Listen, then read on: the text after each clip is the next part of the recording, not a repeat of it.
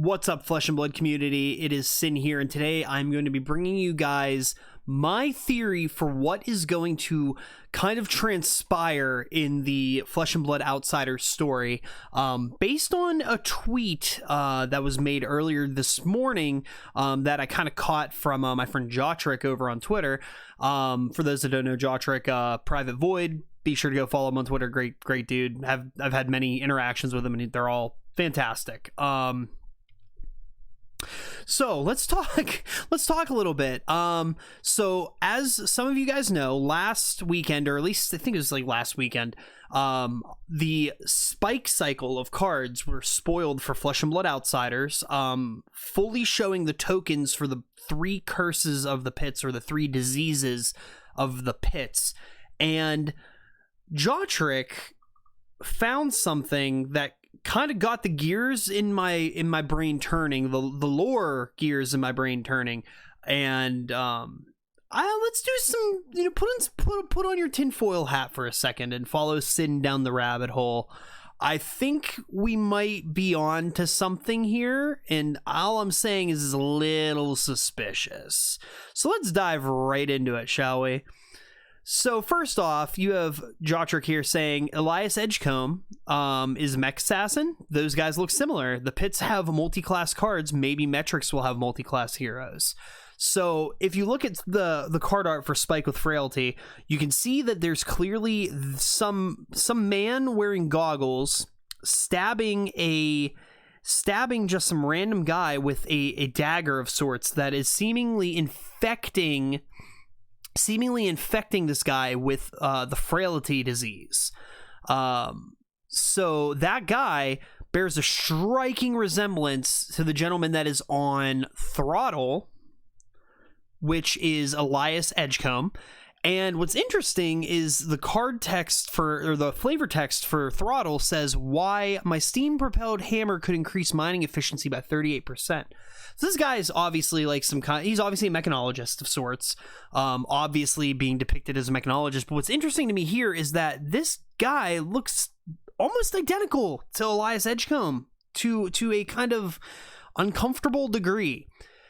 So that got my brain spinning. My brain was very much spinning once I saw this, and I thought to myself and kind of noticed something. So I was like, all right, let's take a look at the metrics page here.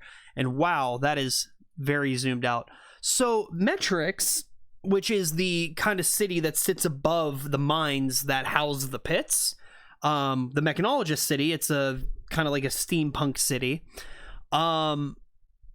has different branches of study. One of those branches is biomancy, which is the study and manipulation of the physical form, typically concerning humans, but can also include other living creatures. And alchemy, the study and manipulation of alchemical, chemical, and botanical components. I think you guys can see where I'm going with this. Considering biomancy and alchemy are both scientific discoveries of Metrics, the City of Wonder, which is the city that's kind of ran by multiple corporations in the world of Flesh and Blood, you can kind of start to see where I'm going with this. They're looking for a better tomorrow, and the Iron Assembly is a council formed from representatives of all the higher echelons of society governing the city of Metrics. Teklo, which is where Dash's family owns. Teklo, Cogworks, and other corporations are represented, as are larger groups such as scientists, academic institutions, and mining corporations. Elias Edgecombe was building tech for mining corporations. The Iron Assembly ensures that the city remains both functional and profitable, enforcing laws with an iron fist. This is where it gets a little interesting, because if you look at what they found in the mines that makes the pits, I guess, special, is an extremely rare metal ore called Tenitin ore that can only be found within the mines of Metrics, which is also partially the pits. Lightweight and silver in color, it is one of the only known natural materials that deflects arcane attacks, which is kind of something that would be a great resource for the folks of Solana that are currently trying to fight back the forces of Arathiel. Since the discovery of its ether-resistant properties, scientists have been quick to begin studying the extent of its abilities, incorporating it in everything from clothing to building materials. So that's cool. We know this set's going to be fully melee. So I'm not focusing on the Tendenton ore that much, but what I am focusing on is the fact that the pits is probably a place that has a lot of this stuff that Metrix is probably going to want. More importantly, the corporations of Metrix are really going to want that stuff. What's the problem with that? Oh, wait! The pits is currently home to a massive population of black market weapons dealers, mercenaries, assassins, and the poor. So what does a big corporation think to do with the poor to get to the things that they need to do? Well, let's see. First off, they're probably going to try and, I don't know, create some kind of biological weapon to snuff them all out, aka via blood rot or frailty or inertia, wherever that's hiding here, or inertia. Because I noticed something with all of these spike cards. I noticed something very interesting about this. Oh, and how are you going to deliver this infection? You're going to pay mercenaries / contract killers to secretly infect the people of the pits.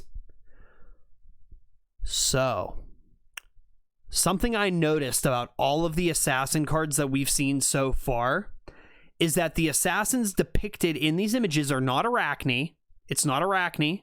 It's just some other spider operative. And while they might be, while the art may be depicting the image of somebody stabbing somebody, this right here looks like he's stabbing him with a needle, or a syringe of some sort. And the spike with inertia, while, okay, you stab someone in the chest with, like, an infected blade, you're not, like, you might kill them, but if that's not your goal, what you're doing is infecting them. And none of these card arts directly depict actual assassination. They are depicting infection. Almost purposeful infection. Infect here is literally some guy with a vial dropping blood rot pox on some dude's head. So how does this connect to the story of Outsiders? Well, I think the next set after Outsiders is going to be Metrix, and I think it's going to be because throughout Outsiders, Azalea is going to be hunting leads, trying to figure out where these plagues came from. Katsu's going to bump into her, Benji's going to bump into her, they're going to be working together. They're probably going to go after the spider, and the spider's top operative is currently one of the spider's top operatives is Uzuri, right? And you got Uzuri, and you have Arachne, who looks to be appears to be infected with blood rot themselves, as well as Riptide. So what's interesting to me is the fact that in Uzuri's art, you can see Arachne almost like preparing to battle. Like, they look like they're in the spider's, like, den, right? They look like they're in, like, the spider's den. Riptide's to the left, Arachne's to the right. And you can see a bunch of spider operatives behind the group, but they have their weapons drawn, and they look like they're ready to attack Arachne, Uzuri, and Riptide. I think it is a good possibility that Uzuri discovers that the plagues in the pits have actually been coming from contracted spider operatives spreading it through the pits, disguised as various groups around the pits. So, like the numbskulls on the blood rot pox, on the spike with blood rot art. And this isn't going to sit right with Uzuri. Uzuri's not going to be about that. Uzuri is going to probably then take Arachne and Riptide and rebel against the other assassin operatives, the other spider operatives. Why would Arachne not be down with this? Because Arachne's whole deal is death. Doesn't really matter. Doesn't really care about the money. Doesn't really care about it. We know that Arachne cares about the people of the pits to a degree. We know Arachne cares about the children of the pits at the very minimum. We know this from the Christmas story, or the holiday story that LSS put out, where Arachne assisted Azalea in breaking into a toy factory to essentially run off with them, with Dash alongside them. Without any story, it's really hard to tell what Riptide's angle is, but Riptide does look like Riptide is infected with frailty, and Arachne seems to probably just kind of be a follow the leader type, and I think the leader in this instance is Uzuri. Uzuri is going to stand up against the spider, rebel, and then there's going to be this like war / like slight little brawl battle between Katsu, Benji, Azalea, Uzuri, Riptide, Arachne versus the Assassins of the Pits. And then, last but not least, that will lead us into Metrics, where we are going after the Iron Assembly for essentially beginning this purge of the people of the pits. And I think the big mystery is, where did this come from? Where did these plagues come from, and how do they play into the story? I believe that they were created by the greatest monsters of all, other humans.